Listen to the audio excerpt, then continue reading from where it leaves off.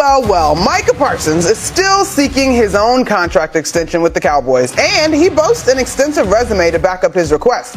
Parsons has made the Pro Bowl in each of his 4 years in Dallas and has earned 2 first-team All-Pro selections. He's never tallied less than 12 sacks in a season. It has been a big offseason in the NFL on the defensive side. T.J. Watt was not the only one that got paid this offseason. It saw the likes of Myles Garrett, Daniel Hunter, and Max Crosby get deals as well. Micah thinks it's past time that he joins that list. Take a listen to this sound. We have no control when the contract is done. We obviously want to get done early. We want that relief off our backs, but obviously ownership is always going to make it drag out, make it more complicated than it has to be. Lack of communication in that standpoint. But, I just always say, God has me this far. He ain't done with me yet. So, I just keep working, keep going. And then when it come, I'm going to be ready. But, it ain't going to be no drop off. It's going to be just straight. First of all, Mike, see, we got to get you that hat. Not of a team, but a large, fat head. I love those hats. They're my favorite. Harry, coming to you. Micah's comments. Something, nothing, stating the obvious. What you got? No, I don't think we can ignore it, because what he's basically saying is that the Dallas Cowboys and the way they operate and do business, it's not the norm of what you see from everyone else across the National Football League. They wait to the last minute to do everything, and it costs them more money on the back end. So Michael Parsons is saying about Jerry Jones, who's the general manager and also the owner, that, hey, when it comes to contract negotiations, things are being dragged out when they don't have to be. So right now, when I see T.J. Watt as the highest paid non-quarterback at $41 million a year, I say to myself, then what are the Dallas Cowboys waiting on now? Right? Because you know the numbers. You have the contracts. You have Miles Chase at 40.25, T.J. Watt at 41. What are you waiting on? And why are you dragging this out? We know from a standpoint of Michael Parsons being a ferocious player, a guy that they can count on, who has had double-digit sacks all 4 years in the National Football League. We know what he's going to bring to the table every single time he's out there on the field. We know how much he loves the game and how much he wants to win. But why does it take so long for these guys in Dallas to get their money? Now, at the end of the day, I will say this. Jerry ends up paying his guys, but why do I got to jump through a hula hoop, go through monkey bars, and do a front flip to be able to get my money when I've been producing on the field? You acrobatic to be able to do all that. It's a great question. RC, how's your front flip in the monkey bars? How's that looking for you? Well, my shoulders only go back this far, so monkey bar ain't really for me no more. And the way my hips, knees, and ankles set up, I'm not going to know what a front flip look like for the rest of my life. So I'm not tripping on none of that. But I do agree with Harry in this. It seems like the Dallas Cowboys continue to do this, even though the evidence shows it helps them in no way. They haven't held out from Zach Martin or Ezekiel Elliott, Dak Prescott, CeeDee Lamb, and gotten some type of hometown discount. No, these guys have waited until the last minute, or even stayed at home or went to Cabo or wherever it was, and still got all of their money. And the same exact thing is going to happen with Micah Parsons. Here is why I think it's something what he said, because he said lack of communication. That's the problem to me. Why should there be a lack of communication for me, who, even though I didn't participate in the offseason and get on the field, I made sure I was there. I was there to lead. I was there to be seen. I was there to communicate that I want to be a Dallas Cowboys, that even though through my first 4 seasons in the league, all I've done is been an All-Pro. All I've done is been a Pro Bowler. All I've done is produce, and there's a lack of communication. Even if you're telling me every day, hey, these numbers don't work, or we're working on it, or we're going to be talking to David Mulligetta, you're at least telling me something. And so for business to be done that way, that's a bigger problem for me than them not even having the deal done yet, because we already know, like Harry said earlier, today's price is much higher than yesterday's price. And that price is being set by every new deal that's done. Yeah, RC, I think you're saying something very fundamental. I think the best organizations in the world are ones that look at themselves with rigor and say, hey, what can we do better? If you go back to Zeke Elliott, where has it benefited Dallas to have the strategy? Zeke Elliott, CeeDee Lamb, Dak Prescott. So to me, when I'm in an arms race with Philadelphia, which, by the way, Washington is now part of this discussion, guys, and I'm looking for any advantage I can get on the margins, much the way Philly does it. We talked this morning, Harry, about how proactive and aggressive they are. I lose good players because I'm paying Micah Parsons is going nowhere. He is too young, too productive, and homegrown. He's going to be there. The more fundamental story here is how much it hurts Dallas, who, by the way, actually, they draft well. But then all these other players, like DeMarcus Lawrence and Jordan Lewis, on and on and on, they lose good players. And when they come up short over and over again, which I'm sure we'll be talking about in January again, here is a material reason why. What I would have done is said, hey, the first day after your third year, when you're extension eligible, Micah, you're not going home. We are going to get locked in a room, and we are not leaving until we can come up with a reasonable solution on the extension. Again, if the four of us were here last summer, $34 million a year with Nick Bosa was the highest paid non-quarterback. It is now $41 million. They just cost themselves $7 million a year. So to me, I don't understand why they use the strategy. I'd love to hear from them why they think it's effective. So I'm literally listening to you, Mike T, and I'm like, are you going to explain why they would wait? But there's no reason why they would wait. They fumbled. It's never made sense. It just makes zero. For the Dallas Cowboys. I was trying to find It's never made sense to be transparent for them. In a positive way. Okay. It seemed like they want to do things on the opposite end of the spectrum.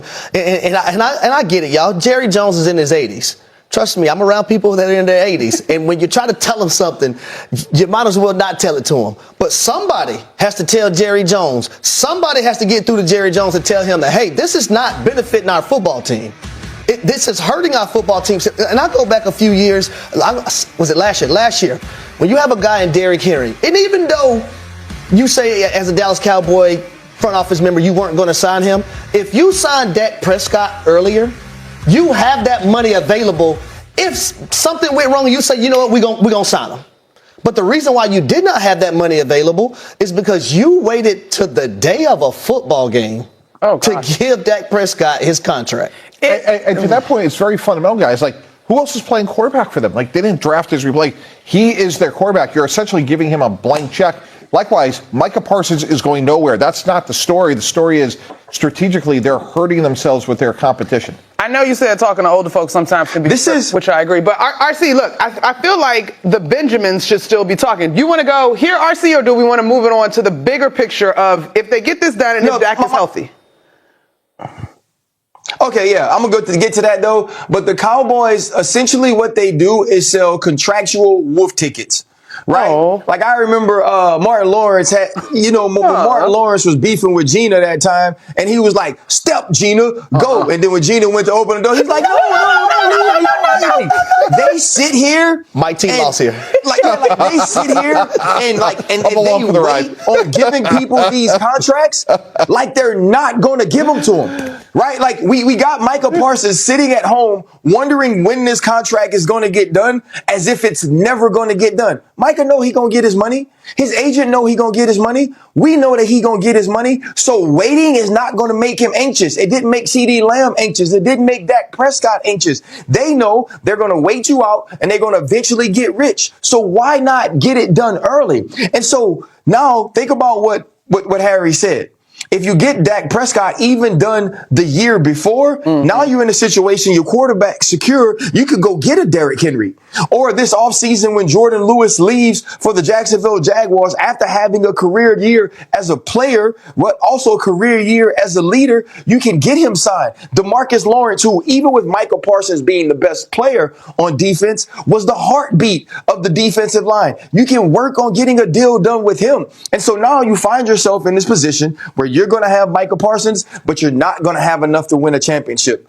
George Pickens is going to be great. CD Lamb is going to be great. I expect this offense to play at a high level because of Dak Prescott. But when have we seen Dak Prescott show up as his best self in the playoffs, which he's going to have to do in order for them to win? So why not get him help defensively to stop the run, to have Skull Nation? We gotta talk. I know trades like this sound crazy, but hear me out. What if I told you the Minnesota Vikings could be the team bold enough to make a move for Micah Parsons? Yeah, that Micah Parsons, the 3-time All-Pro, one of the most dominant edge rushers in the entire NFL, and now potentially available. You're watching Report Vikings. I'm Victor, lifelong diehard of the purple and gold. And if the Vikings are serious about building an elite defense for the future, then it's time we talk about what this move could mean and why it actually makes a lot of sense. Let's start with the drama in Dallas. Micah Parsons has been waiting on his payday, while guys from his draft class like Jamar Chase, Patrick Surtain II, and even Rashawn Slater are getting the bag. The Cowboys and Parsons are still stuck in this weird limbo. Parsons wants what he deserves. And make no mistake, he will get it. The salary cap just went up another 18% this year, and with TJ Watt making over $41 million a year, Parsons knows he can reset the market. And honestly, he should. But Jerry Jones? He's playing hardball. The Cowboys are in a tough cap situation and they've got other contracts weighing them down. So what happens if they can't or won't meet his number? That's where Kwesi Adolfo-Mensah and the Minnesota Vikings come in. Imagine this, Vikings fans. A trade that looks something like this. Vikings receive Micah Parsons, 2026 4th round pick. Cowboys receive 2026 first round pick, 2027 first round pick, 2027 second round pick. Yeah, it's a steep price. But let's be real, we're not using those picks to draft anyone better than Parsons. And you add him to a Brian Flores defense that already has Dallas Turner, Jonathan Greenard, Andrew Van Ginkel, and now Micah freaking Parsons? That's terrifying for opposing QBs. Let's talk production. Parsons has 40.5 sacks in just 3 seasons. He had 14 sacks last year alone. That's more than anyone on the Vikings roster. He ranks top 3 in pass rush win rate since entering the league and is double teamed more than almost any other edge rusher, right up there with Myles Garrett. And it's not just sacks. He's an elite run defender. He drops into coverage when needed, and he brings a relentless motor every single snap. With Dallas Turner still developing, imagine the pressure we could bring off both edges. That would be the best young pass rush duo in the league, period. Now I know some fans are thinking, Victor, what about the money? Well, here's the thing. We've got cap space. We structured deals smart this offseason. If we move on from Kirk's money, possibly hit on a rookie QB next year, we can absolutely afford Parsons' extension even if it's $42-43 million per year. And honestly, that's the price of dominance in today's NFL. This isn't just a splash move. This is a franchise-altering move. It tells guys like Justin Jefferson, Christian Darrisaw, and even TJ Hawkinson, we're all in. We're building a contender right now. Look, maybe it's a long shot. Maybe Dallas blinks and gives him what he wants. But if they don't, the Vikings need to be that team that picks up the phone. So I'm throwing it to you now, Skull Nation. Would you give up 2 first-rounders and a second to land Micah Parsons in Minnesota? Do you think Parsons would be the missing piece for a Super Bowl caliber defense? Drop your thoughts in the comments. Hit that like button if you'd love to see number 11 in purple. And don't forget to subscribe and turn on notifications. We've got more trade buzz, training camp breakdowns, and roster predictions coming your way right here on Report Vikings. SKOL, and I'll see you in the next one.